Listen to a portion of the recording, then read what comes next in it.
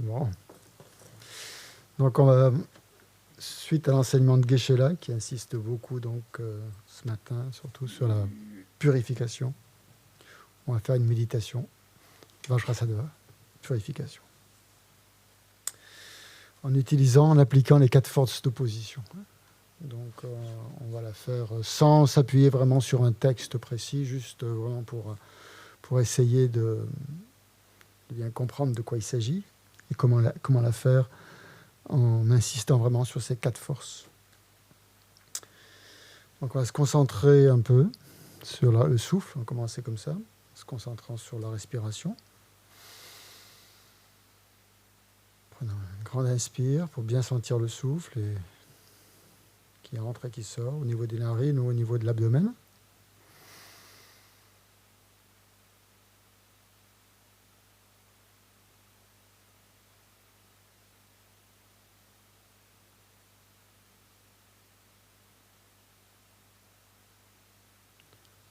Vous essayez de rester concentré uniquement sur le souffle et pas sur les pensées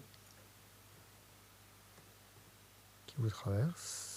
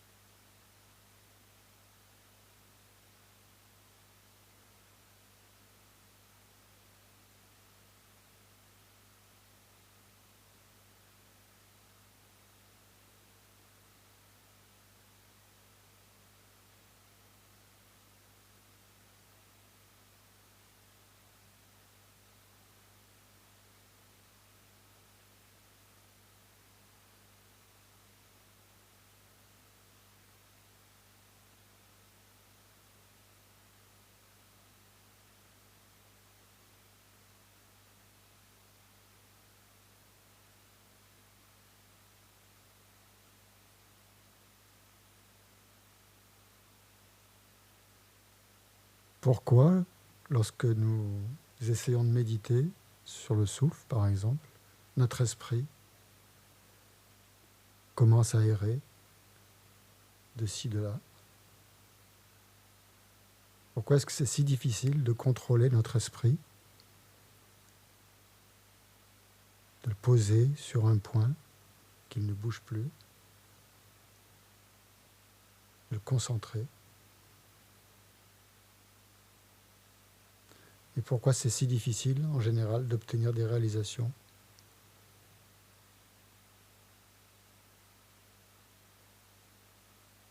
C'est pas parce que nous manquons de sagesse, mais c'est parce que le potentiel négatif qui est encore résiduel dans notre esprit, crée une énergie, crée des perturbations, crée des conceptions, des émotions.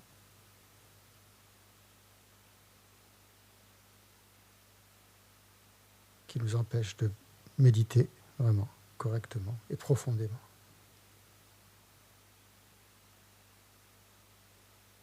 Donc, dès qu'on s'assoit pour méditer, on peut voir que cette énergie, ce potentiel négatif, qui se manifeste, soit physiquement, en créant une sorte d'inconfort physique, de nervosité, soit mentalement, en créant, par exemple, de la somnolence ou de l'agitation mentale.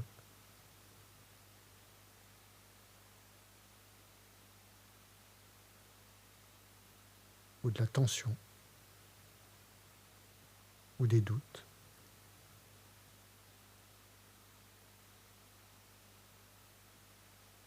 Et donc qui empêche notre sagesse, la lumière de notre sagesse, de pouvoir s'exprimer avec clarté.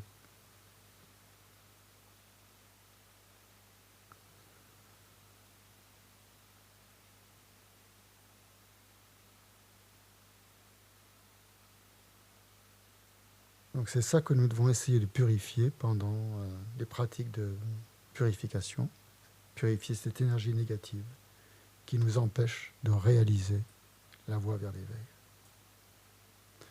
Et la méthode qu'on applique, donc, c'est celle en général de Vajrasattva et les 4 forces d'opposition. Donc, première force, c'est la force du support. Donc, pour la force du support, on visualise devant soi, à 10 cm au-dessus de notre tête, un lotus blanc, complètement épanoui. Sur ce lotus, il y a un disque lunaire, un disque de lune, sur lequel est assis Vajrasattva, comme sur la tanka qui est à ma gauche. Donc il est blanc, translucide, paré d'ornements magnifiques et de vêtements de soie céleste.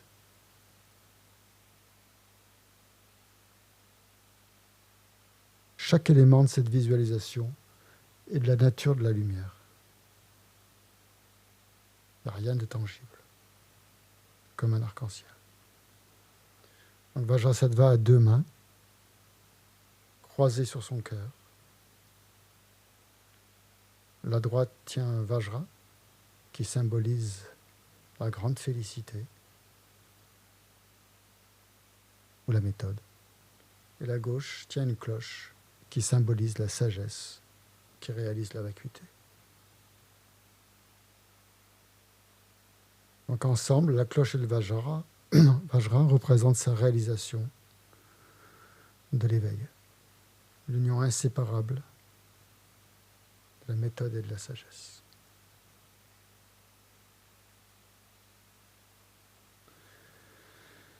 Dans son cœur se trouve un disque de lune avec au centre une syllabe germe, couleur blanche. Et tout autour, il y a dressé, dans le sens des aiguilles d'une montre, les lettres de son mantra à 100 syllabes. Donc la force de support, c'est de maintenir cette visualisation le plus clairement possible dans notre esprit. Ensuite, c'est de réciter la prière de refuge en prenant refuge dans les 3 joyaux, sincèrement, et en produisant l'esprit d'éveil.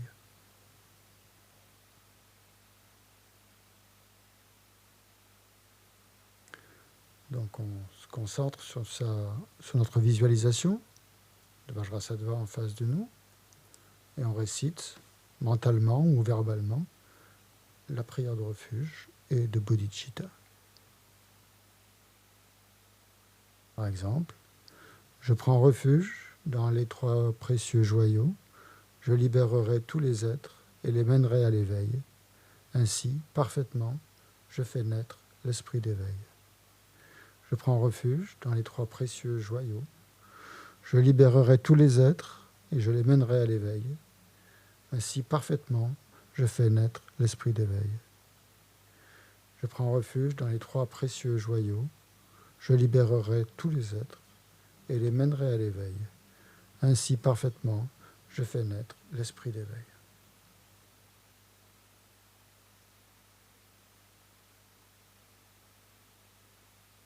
Donc on essaye de rester concentré à la fois sur la visualisation de Vajrasattva et sur ce refuge intérieur et cette détermination à atteindre l'éveil pour le bien des êtres.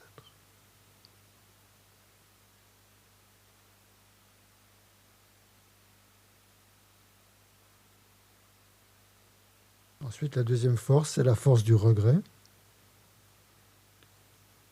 ou du remords, qui est encore plus fort, donc, et sur laquelle donc Geshe-la a insisté, qui est l'élément capital pour que cette purification ait vraiment lieu. Donc, essayez d'imaginer que vous avez avalé du poison par erreur, par ignorance, que ce poison est dans votre corps. Et essayez de ressentir l'angoisse que vous ressentez à ce moment-là d'avoir pris du poison en pensant que vous allez mourir.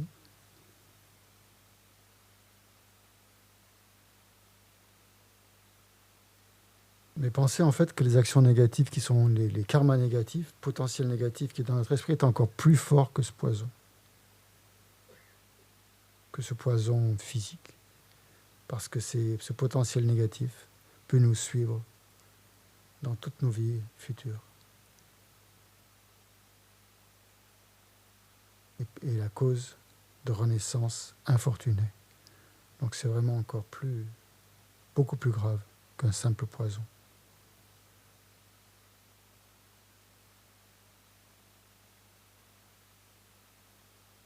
Et pour le ressentir, vous pouvez vous rappeler avec un regret profond certains méfaits que vous avez créés dans le passé, dans cette vie. Des choses que vous regrettez vraiment profondément.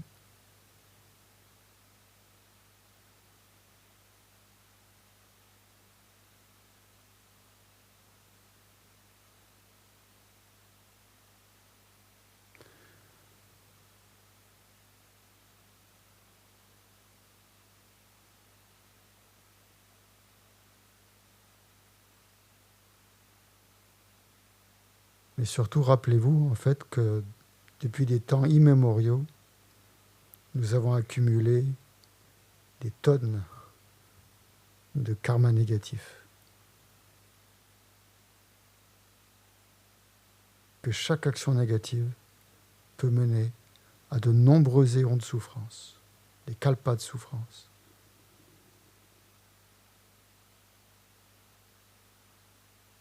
Et le plus triste, en fait, c'est qu'on n'arrive pas à abandonner, à éliminer ce potentiel. Il y a encore des résidus qui nous obligent à agir, à parler ou à penser de certaines manières.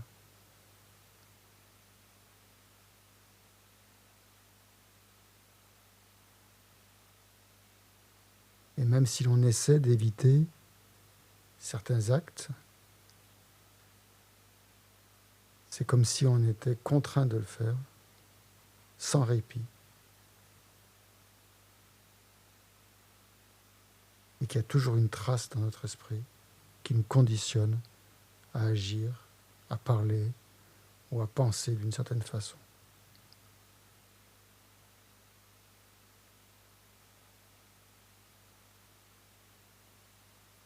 Donc sachant que ces empreintes négatives sont encore dans notre esprit, imaginez ce que ça serait si on mourait aujourd'hui, tout à l'heure, et qu'on se retrouve à prendre une renaissance infortunée.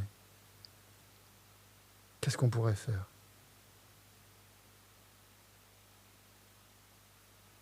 On se sent vraiment démuni,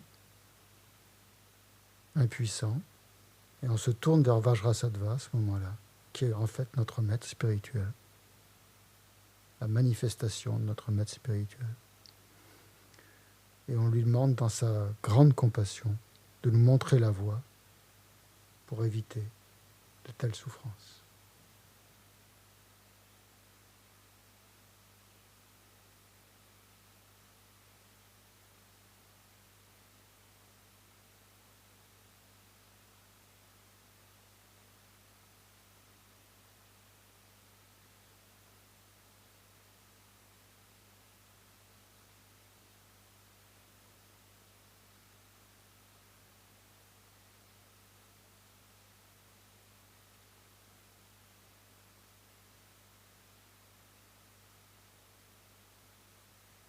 On lui demande sincèrement de nous donner une méthode pour purifier complètement notre esprit de toutes ces tendances, tout ce potentiel négatif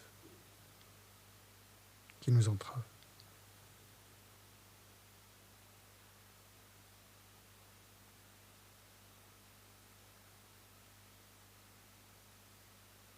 Donc à ce moment-là, on peut appliquer la force du remède, de l'antidote, ou de la méthode, justement. Pour ça, on visualise que depuis le Hung qui se trouve dans le cœur de Vajrasattva, de la lumière, des rayons de lumière irradient et partent dans toutes les directions. Ces rayons de lumière vont toucher les Bouddhas des 10 directions et en leur demandant d'accorder leur bénédiction.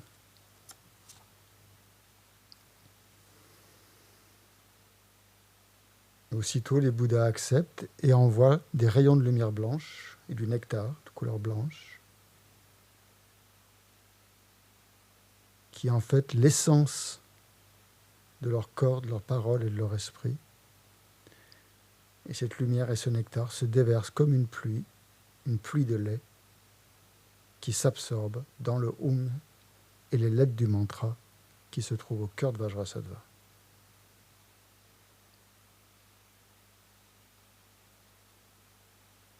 Cette pluie de nectar et de rayons de lumière emplit complètement son corps. Il devient encore plus magnifique, encore plus brillant.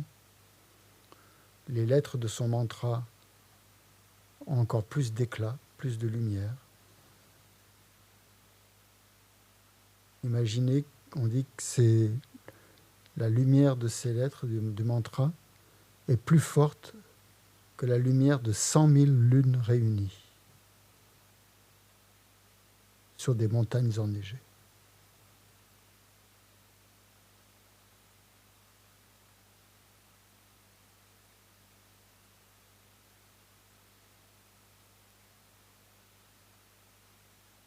Quand on récite le mantra à 100 syllabes, on visualise que ces rayons de lumière blanche et le flot de nectar s'écoulent continuellement du Hung et du mantra, qui est dans le cœur de Vajrasattva, puis ils pénètrent dans le sommet de notre tête et remplissent complètement notre corps et notre esprit d'une béatitude, d'une félicité infinie.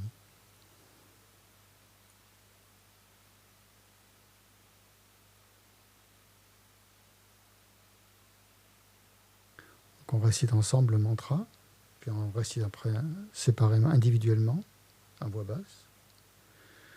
Om Vajrasattva Samaya Manupalaya Vajrasattva Tenopatishta Rido Me Bhava Sutokayo Me Bhava Supokayo Me Bhava Hanurakto Me Bhava Sarva Siddhi Me Prayatsa Sarva Karma Suchame Shitam Shriyam Kuruhung Aho Bhagavan Sarva Tathagata Vajramame Muncha Vajrabhava Mahasamaya Sadvaha Hum Pem Om Vajrasattva Samaya.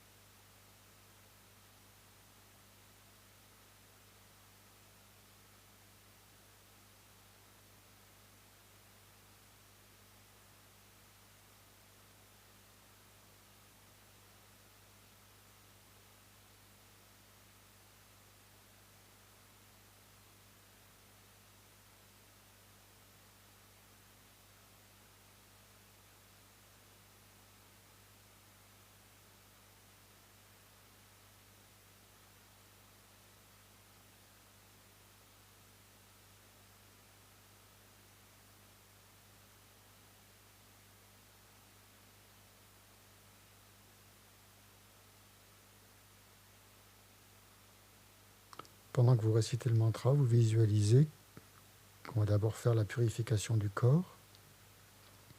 Et vous pensez donc que toutes vos émotions conflictuelles, vos négativités en général qui ont été commises par le corps, prennent la forme d'une encre noire.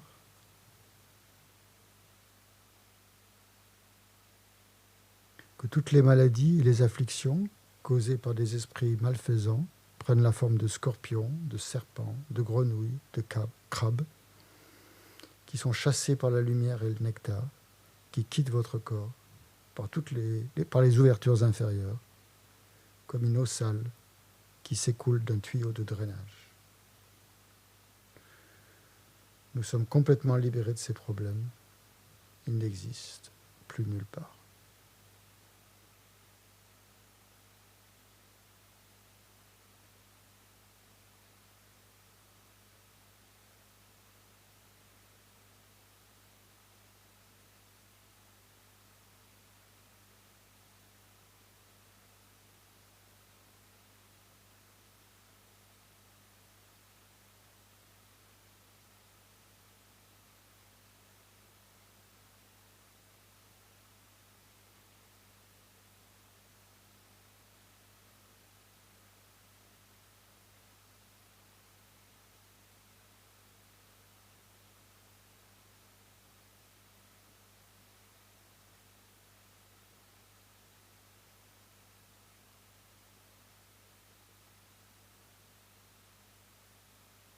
Ensuite, on fait la purification de la parole.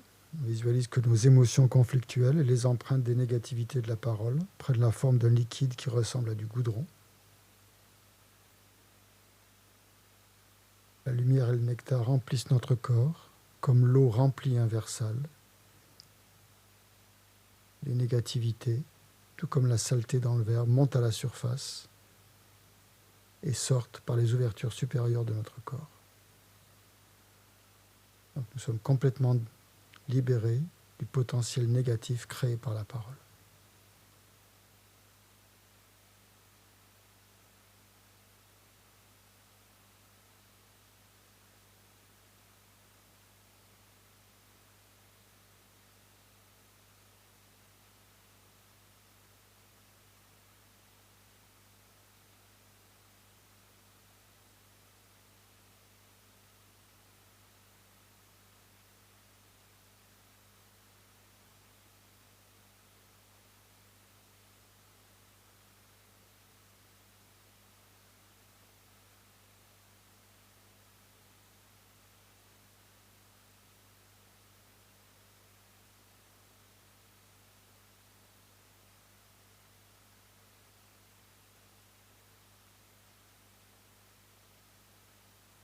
Maintenant, on fait la purification de l'esprit.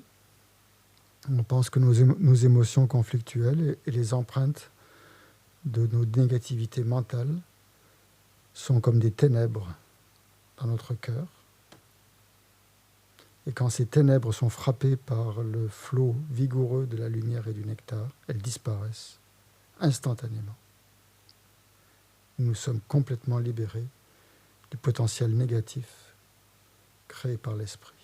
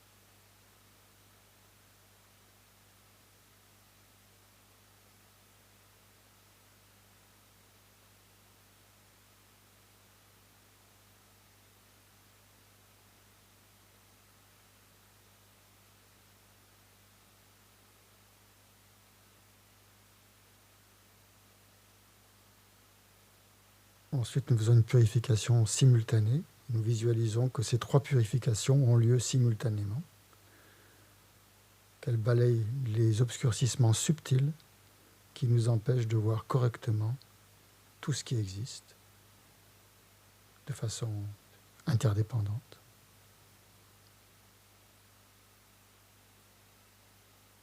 Nous sommes complètement libérés des vues erronées qui nous empêchent de voir la vraie nature des phénomènes.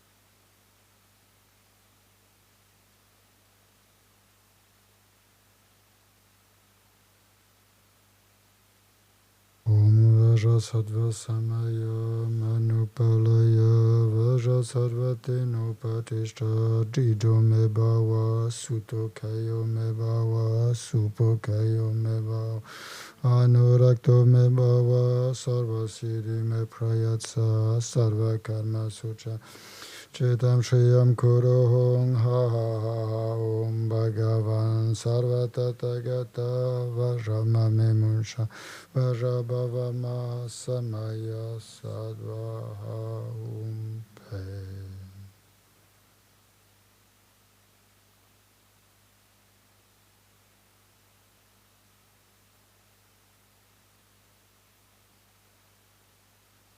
On ressent l'intime conviction que nos trois portes, le corps, parole, esprit, sont complètement purifiés. Que notre corps est comme du cristal transparent.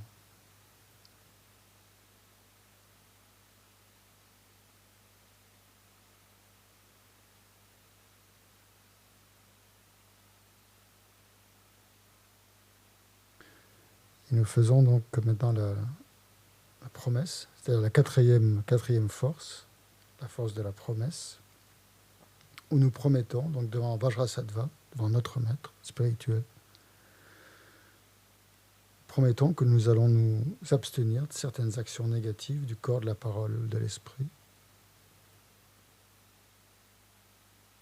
certaines en particulier, ou toutes, pendant une certaine période de temps, une période pendant laquelle nous nous sentons capables d'observer cette promesse, en disant, à partir de maintenant, jusqu'à tel moment, je ne créerai plus telle ou telle action négative. Ou je ne créerai plus aucune action négative.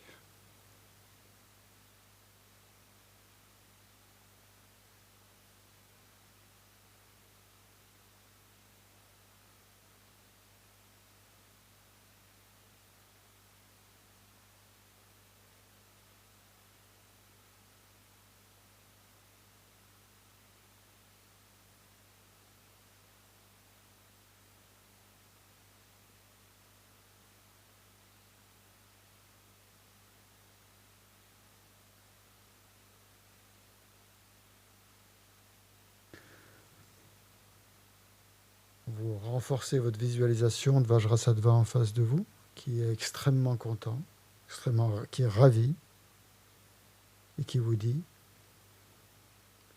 fils ou fille de la lignée, toutes tes négativités, tous tes méfaits, tous tes obscurcissements, même les plus subtils, tous tes vœux dégénérés, sont maintenant complètement purifiés.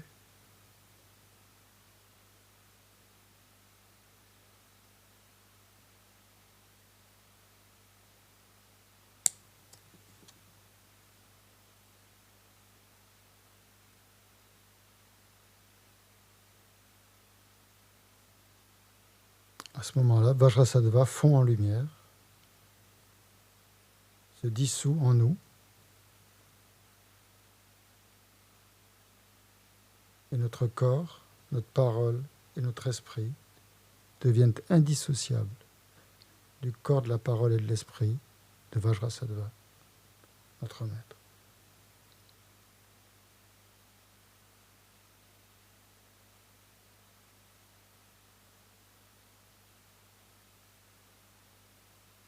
On reste le plus longtemps possible dans cet état de fusion ou d'union totale à Vajrasattva.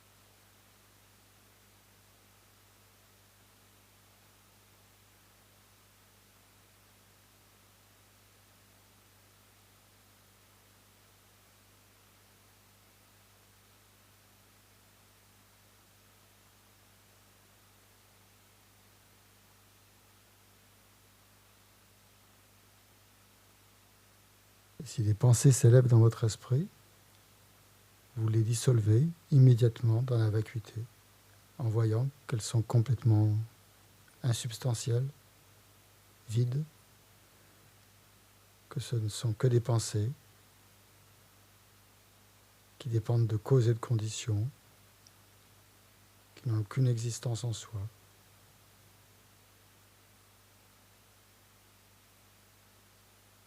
Ils ne sont que le reflet, que la manifestation de la vacuité et de l'interdépendance.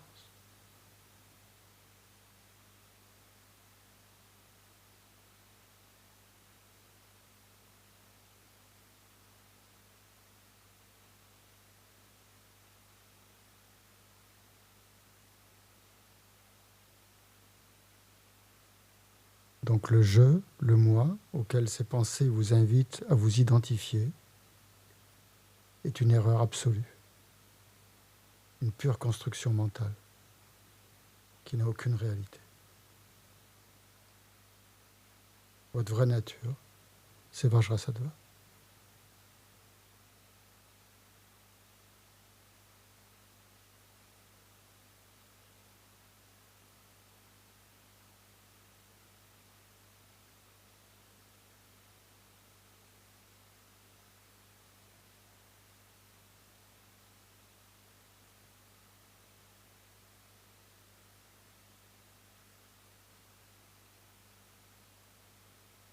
Donc on termine par une dédicace. Grâce à cette action vertueuse, puissais-je rapidement devenir Vajrasattva et mener tous les êtres, sans exception, à son état d'éveil.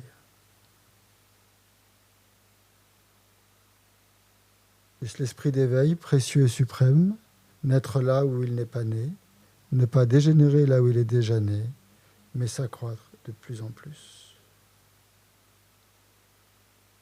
Mais la précieuse vue de la vacuité, naître là où elle n'est pas née, ne pas dégénérer là où elle est déjà née, mais s'accroître de plus en plus.